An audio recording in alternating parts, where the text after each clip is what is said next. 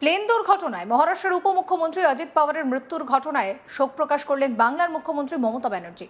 একই সঙ্গে দুর্ঘটনার যথাযথ তদন্তের দাবি জানিয়েছেন তিনি। দুর্ঘটনায় অজিত পাওয়ারের মৃত্যুর খবর পাওয়ার পরই এক্স হ্যান্ডেলে একটি পোস্ট করেছেন মুখ্যমন্ত্রী মমতা বন্দ্যোপাধ্যায়। তিনি লিখছেন, অজিত পাওয়ারের আকস্মিক মৃত্যুতে আমি গভীরভাবে শোকাহত এবং হতবাক। মহারাষ্ট্রের উপমুখ্যমন্ত্রী এবং তার সহযাত্রীরা আজ সকালে বারামতিতে এক ভয়াবহ বিমান দুর্ঘটনায় নিহত হয়েছেন। আমি গভীর শূন্যতা অনুভব করছি। তার কাকা শরদ পাওয়ার, তার সঙ্গে তার পরিবারের সঙ্গে এবং প্রয়াত অজিতজি সকল বন্ধু এবং অনুগামীদের প্রতি আমি সমবেদনা জানাচ্ছি। এই ঘটনার যথাযথ তদন্ত হওয়া প্রয়োজন বলে এক্স হ্যান্ডেলে পোস্ট করেছেন মমতা ব্যানার্জি। প্রসঙ্গত, বুধবার 28 জানুয়ারি সকালে ভয়ঙ্কর দুর্ঘটনা মহারাষ্ট্রের বারামতিতে মহারাষ্ট্রের উপমুখ্যমন্ত্রী অজিত পাওয়ারের বিমান দুর্ঘটনার তাতেই তার মৃত্যু হয়েছে। বারামতি বিমানবন্দরে অবতরণের সময় বিমানটি ভেঙে পড়ে। দুর্ঘটনার সময় উপমুখ্যমন্ত্রী ওই বিমানেই ছিলেন। বারামতি এয়ারপোর্টে ল্যান্ড করার সময় দুর্ঘটনাটি ঘটে বলে জানা গিয়েছে।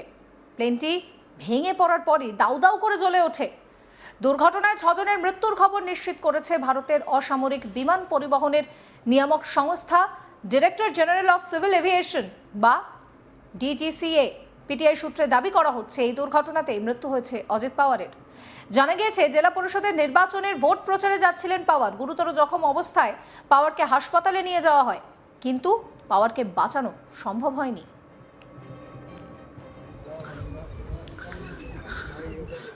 দুর্ঘটনাস্থলের ছবি এবং ভিডিও যেগুলো ভাইরাল হয়েছে তা থেকে দেখা যাচ্ছে যে ধ্বংসাবশেষ পুরো এলাকা জুড়ে ছড়িয়ে ছিটিয়ে রয়েছে।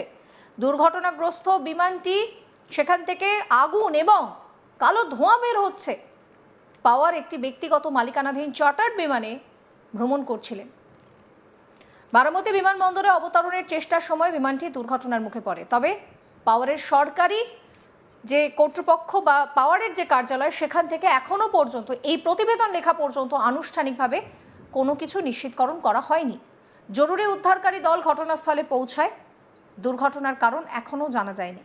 66 বছর বয়সী অজিত পাওয়ার মঙ্গলবার 27 জানুয়ারি মুম্বাইতে একটি মন্ত্রিসভার বৈঠকে যোগ দিয়েছিলেন এবং পুনেতে আসন্ন পৌরসভা নির্বাচন সম্পর্কিত কয়েকটি বৈঠকে যোগ দিতে বারামতির পথে রওনা দিয়েছিলেন। জানা গিয়েছে, দুর্ঘটনার সময় অজিত পাওয়ার ছাড়াও তাঁর নিরাপত্তা রক্ষী সহ মোট 6 জন যাত্রী বিমানে সওয়ার ছিলেন। সূত্রের খবর, বারামতি ল্যান্ডিং স্ট্রিপ থেকে মাত্র কয়েক কিলোমিটার দূরেই ভেঙে পড়ে চার্টার বিমানটি। সূত্রের খবর, 2 যাত্রী ছাড়াও একজন ক্রিউ মেম্বার, 2 জন পাইলটেরও এই দুর্ঘটনায় মৃত্যু হয়েছে। প্রসঙ্গত, বুধবার 28 জানুয়ারি সকাল 7টা নাগাদ মুম্বাই থেকে এই বিমানটি টেক অফ করেছিল। বিমানটি বারামতিতে ল্যান্ডিংয়ের সময় দুর্ঘটনার মুখে পড়ে। ল্যান্ডিংয়ের কিছুক্ষণ আগে এয়ারস্ট্রিপ থেকে সামান্য দূরে বিমানটি দুর্ঘটনার কবলে পড়ে। প্রত্যক্ষদর্শী কি বলছেন শোনাবো। आंखों से देखा है, बहुत दुख भरी, दर्द भरी घटना है ये। हमने देखा कि एयरप्लेन जब नीचे आया था ऐसा लग रहा था उसका क्रैश हो जाएगा ऐसा हम सोच रहे थे, तभी क्रैश हो गया। हम देखे कि हमें लगा नहीं क्रैश हो गया है, लेकिन एयर ट्रैप पे उतरेगा ऐसा लगा, उतर रहा है, लेकिन क्रैश हुआ और उसके बाद स्फोट हो गया उसका ज़बरदस्त।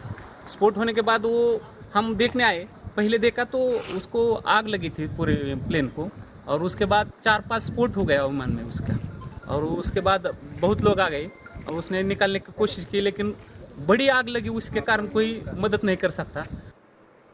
প্রাথমিক তদন্তে জানা গিয়েছে, বিমানটি বারামতি বিমানবন্দরে ল্যান্ডিং করার সময় মহাকর্ষের বিধ্বংসী টান ও দুর্বল নিয়ন্ত্রণহীনতার কারণে নিয়ন্ত্রিতভাবে অবতরণ করতে ব্যর্থ হয়।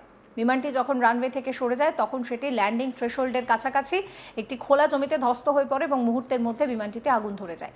এ বিষয়ে কেন্দ্রীয় গ্রামোন্নয়ন মন্ত্রী গিরিরাজ সিং বলছেন যে এটা ভয়াবহ দুর্ঘটনা, মৃতদের পরিবারের প্রতি সমবেদনা জানাই। অজিত পাওয়ার শুধু মহারাষ্ট্রের উপমুখ্যমন্ত্রী ছিলেন না, তার মতন একজন নেতার এই চলে যাওয়া অভাবনীয় ক্ষতি। গিরিরাজ সিং কি বলছেন শোনাবো। उन सभी लोगों के परिवारों को शक्ति दें। इतनी बड़ी घटना, जो लोग उसमें सवार थे, ये बहुत बड़ी दुर्घटना है। केवल महाराष्ट्र सरकार के वो डिप्टी सीएम नहीं थे, बल्कि देश के एक जाने माने राजनेता थे। आज उनकी भरपाई शायद मुश्किल। অজিত পাওয়ারের মৃত্যুর খবর চাউর হতেই রাজনৈতিক নেতারা প্রতিক্রিয়া দিতে শুরু করেছেন। কংগ্রেসের সাংসদ প্রিয়াঙ্কা গান্ধী, কেন্দ্রীয় মন্ত্রী নীতিন গডকরি, পীয়ূষ গোয়েল তারাও প্রতিক্রিয়া দিয়েছেন। প্রিয়াঙ্কা গান্ধীর কথা শোনাবো আপনাদের। समस्त पवार परिवार और जितने भी समर्थक हैं उनको हमारी तरफ से संवेदना और शोक मैंने बात की सुप्रिया जी से भी और उनकी मैसेज से भी। समस्त पवार परिवार और जितने भी समर्थक हैं उनको हमारी तरफ से संवेदना और शोक मैंने बात की सुप्रिया जी से भी और उनकी मैसेज से भी। কেন্দ্রীয় মন্ত্রী নীতিন গডকরি কি বলছেন শোনাবো। अजित पवार का ये एक्सीडेंट में निधन होना ये बहुत ही दुखद और दुर्भाग्यपूर्ण है।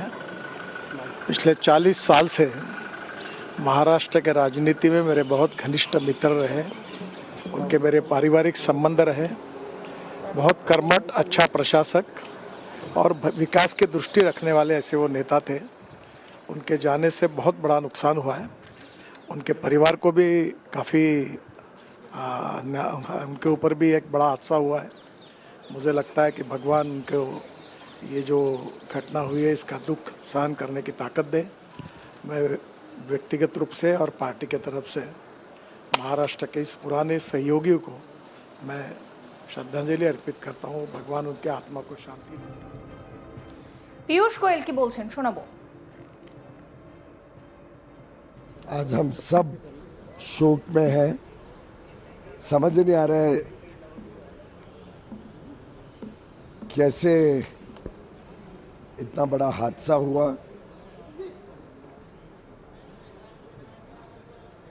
हमारे घनिष्ठ मित्र थे, हमारी सरकार में अहम पद पर थे, सहयोगी थे, महाराष्ट्र के बड़े ऊंचे स्तर के नेता और हम सबके प्रिय अजीत नहीं रहे। এক প্রত্যক্ষদর্শী তার কথা আরো একবার শোনাবো। आंखों से देखा है, बहुत दुख भरी दर्द भरी घटना है। ये हमने देखा कि एरोप्लेन जब नीचे आया था ऐसा लग रहा था उसका क्रैश हो जाएगा ऐसा हम सोच रहे थे, तभी क्रैश हो गया। हम देखे कि हमें लगा नहीं क्रैश हो गया है, लेकिन एयर ट्रैप पे उतरेगा ऐसा लगा, उतर रहा है, लेकिन क्रैप हुआ और उसके बाद स्फोट हो गया उसका ज़बरदस्त। स्फोट होने के बाद वो हम देखने आए, पहले देखा तो उसको आग लगी थी पूरे प्लेन को, और उसके बाद 4-5 स्फोट हो गया विमान में उसका, और उसके बाद बहुत लोग आ गए और उसने निकालने की कोशिश की, लेकिन बड़ी आग लगी, उसके कारण कोई मदद नहीं कर सकता। সমস্ত খবরের আপডেটের জন্য আপনাদের নজর থাকুক আজ তাক বাংলা। চ্যানেলটিকে সাবস্ক্রাইব করতে ভুলবেন না।